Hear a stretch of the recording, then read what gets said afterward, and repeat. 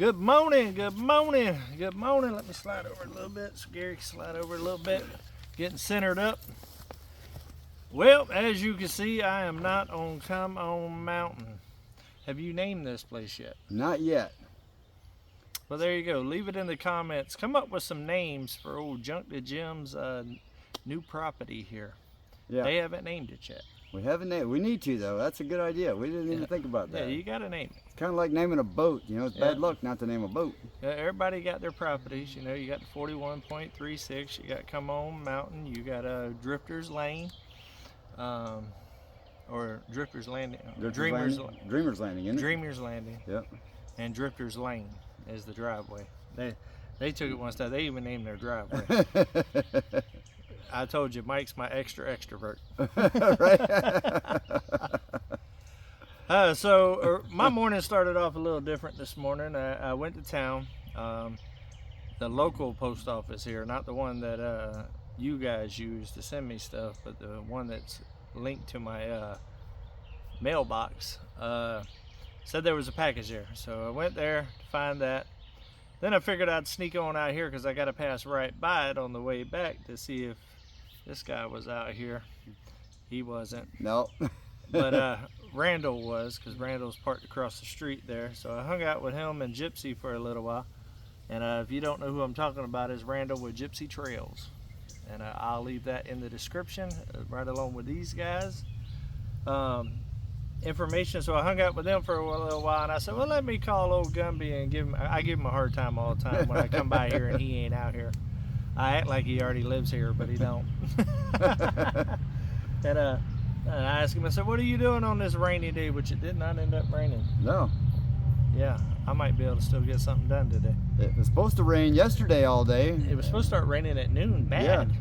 Yeah. And so I was out and about. I figured I'd run and do those type of things. And I knew Gary needed to use my trailer. Mike said something about it, to go get a telephone pole or electric pole. I guess you could get a telephone pole, a telephone if you wanted to. Right? Yeah. He's close to the city, so we say city. Yeah, it's There's not even a stop sign. Yeah, it's a building, a building and a dollar store. Yep. Basically, and a post office. But they have a car wash now. They're big time over there now. Yeah, that is true. They do have a car wash, which I've used before. So yeah, I called Gumby there, and he said, yeah, you know, just hanging out. I said, what about that telephone pole when you get? And he said, well, if you're available today, we'll go today. And I said, okay, let's go. So I jumped in the car real fast, and I flew over here to get him. So yeah, and I hooked up the trailer, met him here. We went and got his electric pole and a little bit of that concrete. You know, all this technology we got, and they still ain't figured out a way to make that 4,000 PSI concrete light. Yeah. That is some heavy stuff. You'll see in my video me trying to tote 2 of them 80-pound bags. Yeah, I didn't tote either one of them. There was 2 because I didn't have my wrist brace with me, and I'm trying to listen to y'all guys. I'm trying to be smart about my hand. My elbow is feeling so much better. It's still, you can still feel a little soreness there, right, but it ain't like it was. But my wrist is still jacked up. I've had that surgery. You can still see a little bit of the scar right there. Yeah. I'm trying to avoid having that surgery, and I think if I keep wearing my brace whenever I'm working for a little while and let it strengthen up a little bit, I think the elbow will be fine. Wrist, I don't know.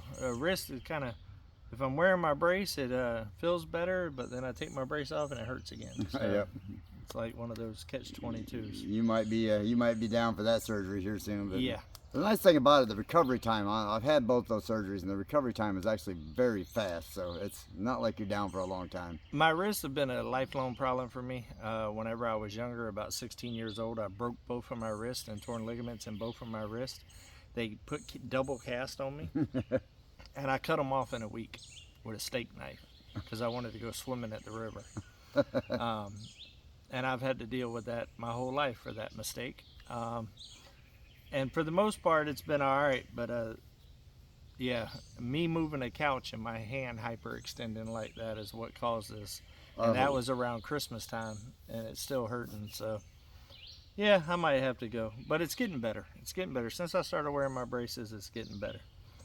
So I actually got to walk around the property a little bit. I haven't been out here since they did all this clearing that y'all see behind me and stuff. And that barn back there is huge. Yeah, it doesn't look like much on the camera, but it really is big. No, it's huge, and all of the raptors and stuff seem to be in pretty good shape.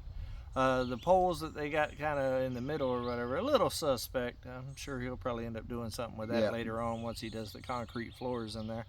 Probably do some pillars or some Yeah, I'm actually going to do 2 long header beams across both sides, so it opens up the sides. Yeah, but yeah, if you huff and you puff, and you could probably blow those center ones down. At least one of them for sure, because it's curved up there kind of like that and just sitting on the edge of a brick. But it's going to be great. They're going to be able to park their camper inside there and protect it from the elements, the craziness that we get here in Arkansas.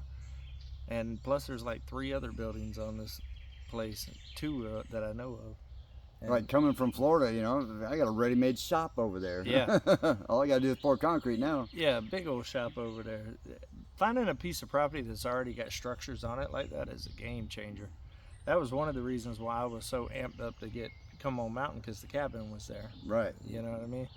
I wish there was a shop there, but the cabin was there. I could turn the cabin into a shop if I wanted to, but I felt like that'd be a waste. Yeah, because that's too nice to just to turn into a shop. It'd be a nice shop, but I think it'd be a lot better studio and mother-in-law suite, personally. Because I've actually slept in that cabin, and that was actually pretty nice. Even in the wintertime, it was pretty nice. When the propane ran out the next morning, it was a little nippy, but it was tolerable. Not like what he's had to deal with over there. Yeah. I couldn't even imagine doing that one. Yeah, well, you know, sometimes you got to test yourself. Yeah, see how far can I push my brain. Yeah, I think I was just in a point in life. You know how people go through midlife crises and stuff. Maybe that's what I was going through, and I wanted to see if I could survive. And I did, so, you know. Kind of like Survivor, you know, they go out there and see how far they can push themselves and make a change in their world. Yeah. And it's just like us coming out here, y'all. You know, it was we were tired of just the city rat race, and you know, and 45 minutes to drive 7 miles in traffic, you know, and man, it just we wanted to get back to the simpler life. So we thought, you know what, even at my age, I don't care. I'm gonna try it. Yeah, why not? Go after it. We was actually talking to the guy out there at Sunrise Building Supply today, and you know, that's a Mennonite store and stuff, and they got really good lumber and stuff like that, and really, really nice people. Strong in their faith. And we was talking with him about a lot of stuff today, and about the community and all that other stuff. There's a lot of crossover between their type of lifestyle and their beliefs and stuff, and then what we believe, you know, as far as wrapping around the community aspect and stuff like that, and loving thy neighbor and all of that. And he was just shocked that there was as many of us out here as there is living that way. You know, I think it gave him a little boost of, you know, like, hey, you know what, there's hope. There's still hope in the rest of the world. There's still hope out there and stuff. And he said, you know, I know TV or radio or nothing. He don't know too much about the YouTubes and all that other stuff, but really nice people. Every time I've been there, they've been extremely nice. I don't think this one's going to be a long one, guys. I see we're already over about 8 minutes. I just wanted to touch base and show y'all where I'm at today. Yeah, we just had Rachel from Back to Good. She's going to be our neighbor down here at the end of the road. She just texted me and said the survey was done back there, and so it looks like they're going to be coming here soon. Nice. So if you know anybody who wants to buy some property on a mountain in Arizona, they got a sweet deal for you. Just check out Back to Good over there. Yeah.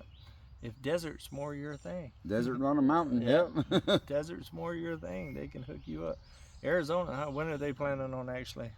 As soon as their property sells, yep. Yeah, he's already got the opening here for a job out here, so to transfer out here. Oh, nice. Can't beat that. So they're looking forward to it. Yep, I bet. Yeah, this community is growing fast. So now I just got to get my tractor fixed and come over here and start clearing some of this high weeds. What do you got left to do with your tractor? Tune-up kit and a tire. I got to be able to take the tire off. Probably have to come over and holler at you about getting that moved over too soon. Getting the tractor tire and set it up in the back of the truck or something, and take it over to a place down the road. Magazine tire? Yeah, see if they'll put a patch and a tube in it for me, and at least make it hold for a couple more months. At least I can get some of this bush hogged out and clear some of the road up a little bit, make the road a little bit better. What all attachments did you bring? I've got a bush hog, and I've got a box blade, and I've got a rake. I could have used that rake. Yeah. I could have used that rake last week. Oh, big update on that too, guys. I'm not there to show you, but I got little grass seeds coming up everywhere. Uh-oh. Oh yeah. Oh yeah. I was out there looking today. We got another good rain yesterday or last night, and it was raining pretty good this morning whenever I woke up. And yeah, we got little grass seeds popping. So I'm pretty excited about that. I think in about a month I might have a little green tint to the old mountain. A little green tint. Might be time to buy a lawnmower. Yeah, I definitely need to. Troy Build or somebody hit me up. Right? I got a little push mower. Yeah, that's sore subject. Why you bring up sore subjects early in the morning? Because I may be having a zero turn for sale if I can talk her into letting it go. Tell her let it go, just like Frozen. Yeah, I had a landscaping business, and I said I'd never go without a zero turn again. Yeah. And now I got a push mower Troy built. Yeah. Mary actually liked push mower until she got on the zero turn, and then it was like, oh, now that didn't even start that thing hardly anymore. Well, I never liked push mowing, just because of my childhood. But I like to have a riding lawnmower. But same thing, when I got on a zero turn, there ain't nothing like it. Yeah. And the amount of grass that I'm about to have around the cabin, I'm gonna need a zero turn just for, because I'm all about time versus money. Yeah. You know, and zero turn saves so much time. I had a 2-acre finished property in Florida, and it would take me all weekend to weed eat and to weed out the gardens and cut and all that other stuff. I got a zero turn, and literally about 5 hours I was done. It made that big of a difference. So, which Come On Mountain ain't gonna be completely finished like that, but there will be a lot of grass, and I do got some mobile bush hogs in a pen over there. Right. So, yeah, you don't even have to put gas in them. Just let them go. yeah, let them go. They'll let you know about it, but let them go. All right, guys, I think that's going to be about it. Hopefully, y'all did something nice for somebody today. It is Friday, so TGIIF. I hope y'all have some amazing plans for this weekend, taking a step closer to your goals. He's going to be out here tomorrow working. I can feel it. I can feel it. It's a weekend. Yep, you can bet on it. So he's taking a step closer to your goals. Y'all take a step closer to your goals. Do something nice for somebody, guys. But always, and I do mean always, keep it real. Come on.